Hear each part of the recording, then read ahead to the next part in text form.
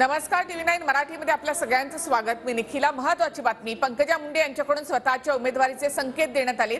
लोकसभा निवडणुकीमध्ये तुम्ही माझी काळजी घ्या, पुढे मी तुमची काळजी घेईन, असं पंकजा मुंडे यांनी म्हटलेलं आहे। एक प्रकारे पंकजा मुंडे यांनी लोकसभेसाठीचे संकेत दिले आहेत। लोकसभा निवडणुकीत तुम्ही माझी काळजी घ्या, पुढे मी तुमची काळजी घेईन, असं पंकजा मुंडे यांनी म्हटलं आहे। पण सगळ्या आजी लोकांनी माझी लोकांची काळजी घ्यावी, कारण तुमच्या आजी होण्यामध्ये माझी लोकांचा थोडा तरी खारीचा वाटा आहे आणि त्याच्यामुळे म्हटलं त्यांनी काळजी घ्यावी। पण आता काळजी घ्यावी म्हणायला काय झालं, 4 दिवसात आचारसंहिता लागेल, आता काय काळजी घ्यावी? मग तुम्ही असं करा, काळजी लोकसभेत घ्या, पुढची काळजी आम्ही घेऊ मग, बरोबर आहे की नाही? आता तुम्ही काळजी घ्या।